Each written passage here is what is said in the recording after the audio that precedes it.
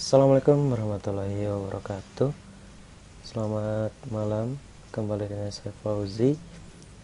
Kita akan melanjutkan studi kasus pembuatan pemodelan sistem informasi, di mana kali ini kita akan membuat 5 model UML. Pertama, model structural view berupa kelas diagram. Kedua, model behavioral view berupa state chart diagram, state chart machine diagram. Yang ketiga, kita akan membuat model interaction view berupa communication diagram dan sequence diagram. Yang keempat, kita akan membuat model komponen dan model deployment. Dan terakhir, kita akan membuat sebuah diagram fishbone diagram. Oke, langsung saja kita ke poin nomor 1. Kita membuat structural view dalam bentuk kelas diagram. Oke, kita langsung buka. Ketika kita akan membuat sebuah structural view, kita bisa membuat rancangan terlebih dahulu ya. Rancangan terlebih dahulu.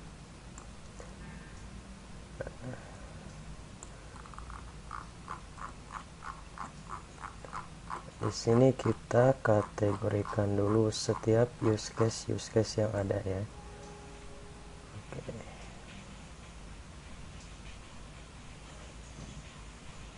Nah, di sini ketika kita akan membuat structural view, enaknya kita itu membuat sebuah use case description terlebih dahulu.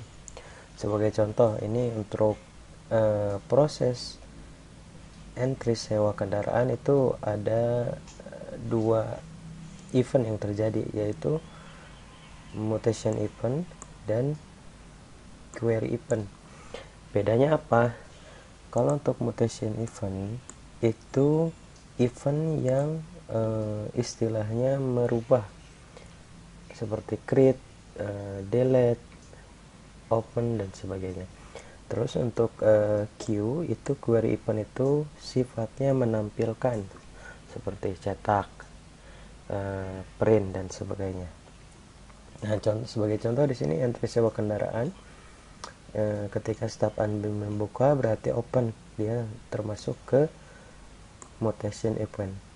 Sementara ketika sistem menampilkan kode sewa kendaraan, yang terjadi adalah query event. Kemudian input termasuk mutation event dan menampilkan list sewa query event dan seterusnya. Nah, setelah kita membuat use case description ini, selanjutnya kita tinggal mengelompokkan mengidentifikasi menjadi worker, business object, association dan generalization. Nah, itu kita kelompokkan itu yang termasuk ke dalam beberapa kategori ini apa saja.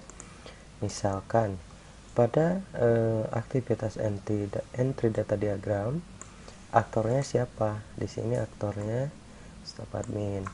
Selanjutnya untuk objek bisnisnya apa? Jadi kegiatan entry data pelanggan ini objek bisnisnya apa, penyimpanannya kemana, atau sistemnya yang tujuan akhirnya di mana. Nah, ini tujuan akhirnya itu dokumen pelanggan. Ini use case event yang tadi kita sudah buat, kita rincikan kembali dan seterusnya. Setelah pembuatan pengelompokan ini selesai, selanjutnya kita akan mengidentifikasi kata benda dan frase kata bendanya. Jadi kita kelompokkan lagi menjadi beberapa kata benda. Kalau data pelanggan, bisnis objek data pelanggan itu masuknya ke data, ini harusnya dokumen ya, dokumen. Nah, terus dokumen kendaraan masuk ke data kendaraan, kata benda ke data kendaraan. Untuk dokumen pembayaran sewa masuknya data pembayaran sewa, dan selanjutnya kita buat sebuah identifikasi kandidat conceptual class. Jadi ini beberapa kandidat yang akan dijadikan konseptual class ya pas di akhir. Nah ini transaksi yang terjadi di kasus ini apa aja. Ini data pembayaran sewa kendaraan, terus rincian transaksinya apa aja. Di sini ada data sewa kendaraan sampai ke katalog data kendaraan. Yang terakhir kita buat identifikasi candidate conceptual class ke dalam non price ya, non price. Di sini kita masukkan kembali data pelanggan, data kendaraan, data pembayaran sampai ke data sewa. Nah, sekarang setelah semua itu selesai, kita buat sebuah rincian metodenya ya, sama atribut yang akan kita gunakan. Untuk domain kelas pelanggan tentunya harus ada kode pelanggan, terus nama pelanggannya. Dan di sini metodenya adalah seperti biasa, seperti tadi use case description, dimana kita membuka sistem, terus nanti akan tampil kode pelanggan, terus kita input nama pelanggannya. Nah nanti setelah diinput akan tampil list pelanggannya. Ketika kita simpan, ini akan muncul pop-up data tersimpan. Ketika kita pilih hapus, akan muncul pop-up data dihapus. Dan terakhir apabila kita pilih batal, maka input datanya akan dibatalkan. Selanjutnya data kendaraan.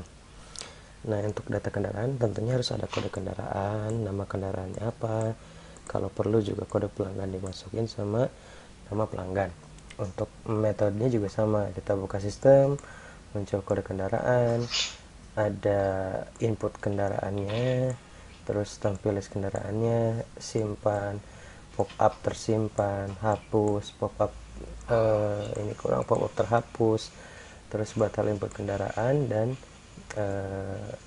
tampil pop up pembatalan input gitu.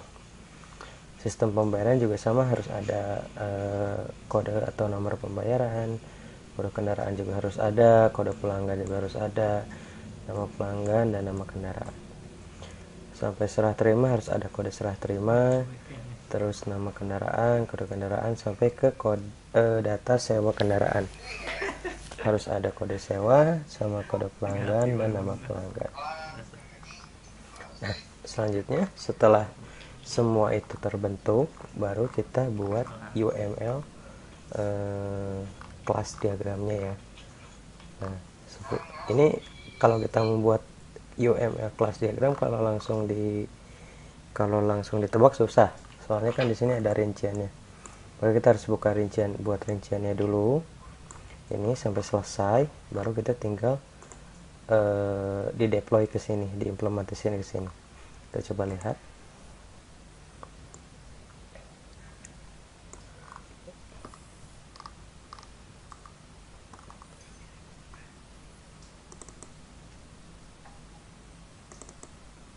Nah, ini untuk contohnya. Di sini kita bagi kelas-kelas diagramnya, ada kelas serah terima, ada kelas pelanggan, ada kelas kendaraan, terus sewa kendaraan seperti apa, dan terakhir pembayaran. Nah ini tadi deployment yang sudah kita buat ya, kita buat.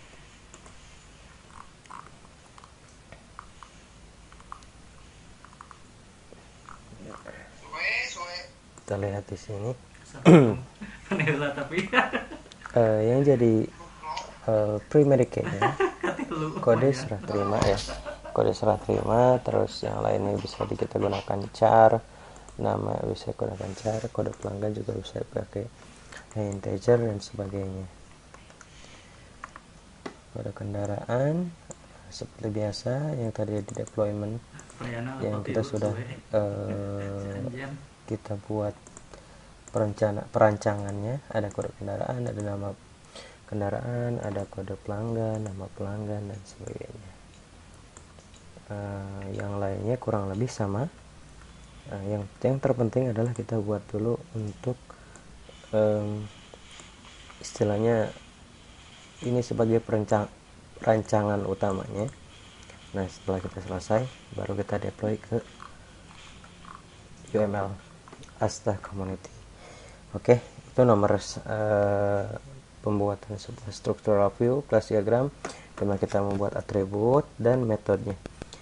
Yang kedua, kita akan membuat sebuah model state chart diagram ya, state chart diagram. Nah,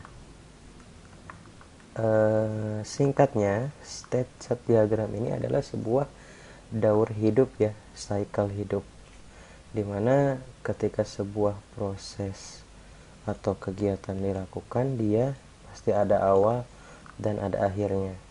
Nah, dari awal itu harus seperti apa, pas prosesnya harus seperti apa, dan sampai ke akhir proses itu kembali ke ulang lagi, diulang lagi, dan diulang lagi.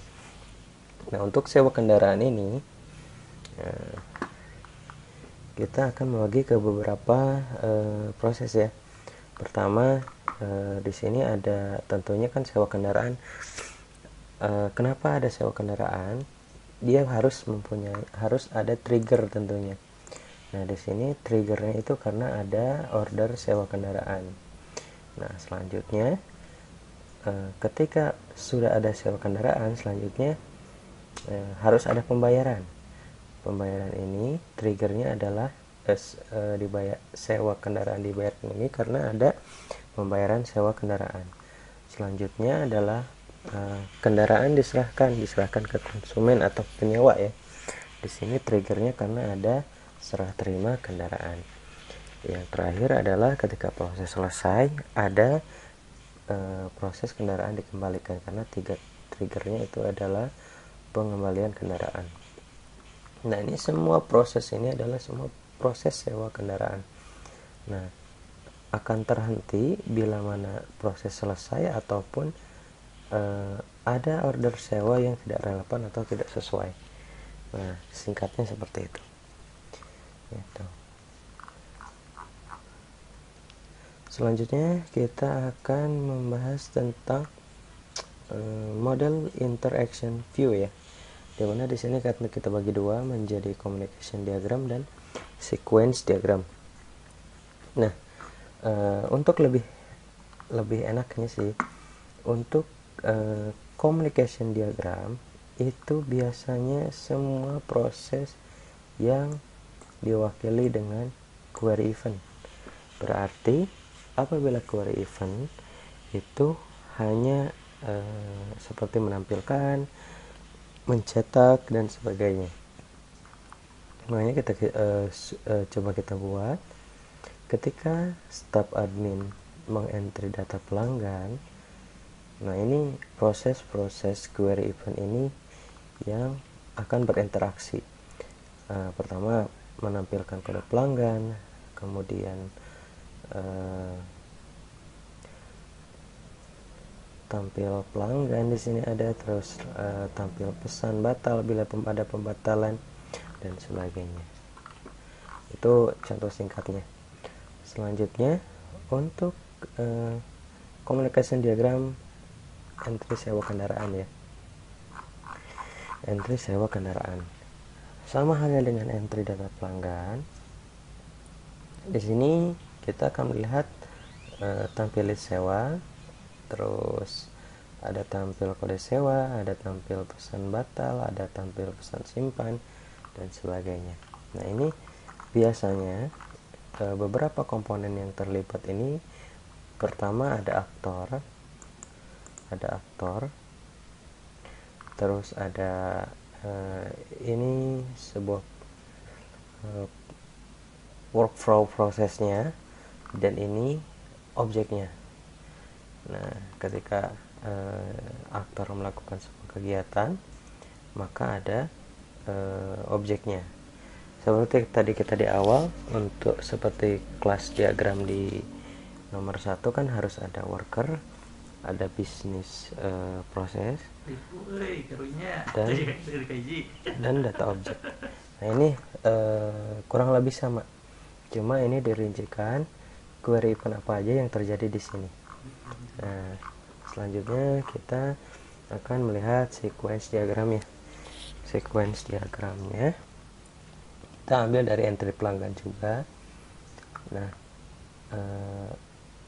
pada dasarnya sequence diagram ini interaksi dari sistem dan pengguna ya, interaksi dari sistem dan pengguna, dimana ketika kita ambil contoh staf admin akan mengentry data, maka akan melakukan open system. Nah, dari proses entry data ini akan ada sebuah pengontrol yang membuka sistemnya, baru ke data pelanggannya. Nah, ketika input juga sama, ketika input sebuah entry data pelanggan, kontrol pelanggan yang ada di sistem akan melakukan input data ke data pelanggan. Begitupun juga apabila ada penyimpanan data, maka kontrol pelanggannya akan melakukan penyimpanan data ke data pelanggan. Kita ambil contoh komponennya yang agak banyak ya, ketika kita akan melakukan entry sewa kendaraan. Ketika staf admin melakukan pembukaan entry sewa kendaraan, seperti biasa controller sewa kendaraan akan melakukan open ke proses penyewaan. Selanjutnya apabila ada input pelanggan atau ada pemasukan data, maka akan masuk ke kontrol, nah, terus masuk ke data pelanggan. Apabila ada input kendaraan, controller sewa kendaraan maka akan melakukan input kendaraan langsung ke data kendaraan. Nah, apabila untuk simpan, maka controller akan melakukan proses simpan, dan semua data yang sudah diinput akan disimpan dari data pelanggan dan data kendaraan. Seperti itu. Selanjutnya kita akan membahas tentang deployment diagram ya. Deployment diagram. Nah, di mana deployment diagram ini terbagi atas dua. Pertama ada komponen diagramnya, komponen modelnya. Yang kedua ada deployment diagramnya, model deploymentnya. Nah, sedikit saya jelaskan. Melihat dari judulnya komponen, maka sudah pasti di dalam diagram ini tersusun atas beberapa komponen-komponen pendukung dalam sebuah sistem ya. Kita ambil contoh, ini kita membahas tentang sistem sewa kendaraan.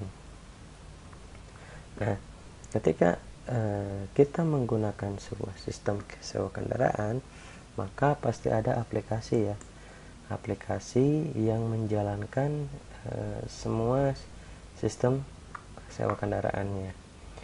Nah, biasanya sistem ini akan tersimpan di sebuah server atau misalkan di sebuah perangkat khusus yang nantinya akan terhubung dengan sebuah database. Kita ambil contoh MySQL. Kenapa terhubung dengan database? Karena hubungannya kita akan aplikasi kita ini akan melibatkan data-data, contoh data-data pelanggan, data-data kendaraan, data-data pelanggan. Maka kita perlu sebuah database. Maka di sini kita hubungkan dari aplikasi harus ada koneksi ke database.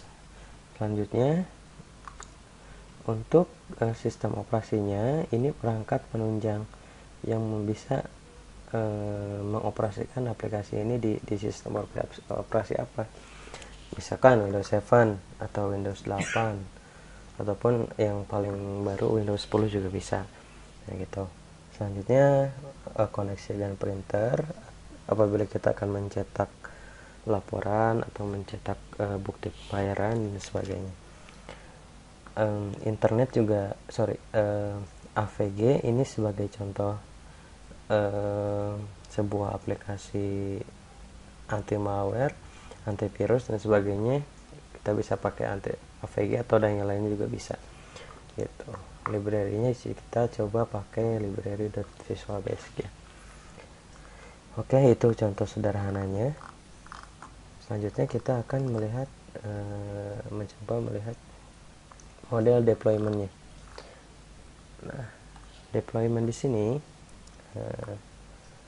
ini adalah sebuah gambaran di mana ketika pendeployan atau realisasian sebuah sistem itu terjadi seperti apa. Nah, misalkan di sini ada perangkat komputer yang di dalamnya ada aplikasi sewa kendaraan, di mana dia akan terhubung, misalkan kita ambil dengan jaringan LAN ke device server yang di dalamnya ada semacam aplikasi server atau aplikasi database. Misalkan kita ambil contoh MySQL, dan ini langsung terkoneksi melalui JDBC ke database. Oke. Selanjutnya aplikasi ini bisa diakses lewat perangkat komputer, bisa juga diakses melalui smartphone atau tablet. Kita contoh ambil Android di APK. Ini bisa kita koneksi lewat wireless atau paket data handphone. Kita langsung koneksi ke server dan langsung akses database. Nah, semua transaksi atau kegiatan yang ada di sewa kendaraan bisa kita akses baik komputer ataupun smartphone, tablet, dan ketika kita akan ngeprintnya bisa melewati dua jalur, lewat aplikasi, lewat handphone bisa, dan lewat komputer juga bisa. Secara sederhananya seperti itu. Oke.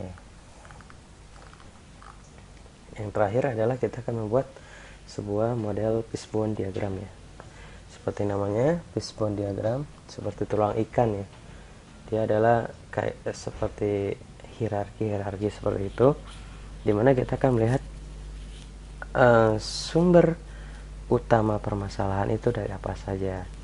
Kita ambil contoh di sini, kita ambil beberapa case ya, ada dari prosesnya, ada dari physical evidence-nya, ada dari kendaraannya. Ini kalau misalkan untuk penjualan barang berarti barang dan sebagainya. Nah, bisa kita lihat, kita ambil proses ya. Ketika terjadi sewa kendaraan, pendapatan sewa kendaraan menurun, itu ada case penyebabnya. Misalkan kesulitan mengetahui informasi sewa kendaraan itu terjadi karena belum ada laporan sewa kendaraan. Maka untuk kedepannya, untuk perubahan sistemnya harus ada laporan sewa kendaraan. Contohnya seperti itu. Selanjutnya, kesulitan mengetahui informasi pembatalan sewa karena belum ada sistem informasinya. Terus kesulitan mengetahui informasi serah terima karena belum ada laporan serah terima, karena belum ada bukti fisiknya. Jadi susah untuk mengetahui barang ini sudah diterima oleh konsumen atau sudah dikembalikan dan sebagainya. Belum ada bukti pembayaran juga, jadi pembayaran masih manual, belum ada sistem, jadi datanya rancu. Selanjutnya, tidak ada data pengembalian sama dengan serah terima. Dan yang terakhir ini kesulitan untuk mengetahui informasi ketersediaan kendaraan. Jadi manajemen inventory kendaraannya masih belum ada sistemnya yang bisa mengecek kendaraan. Jadi belum ada laporan ketersediaan barang, sistemnya belum ada. Nah, mungkin seperti itu yang bisa saya share pada kesempatan kali ini. Mohon maaf bila sangat banyak kesalahan. Kritik dan saran yang sifat membangun sangat saya tunggu, supaya kita bisa membuat share materi yang lebih bermanfaat dan lebih baik lagi di kedepannya. Oke, thank you. Saya Fauzi, selamat malam.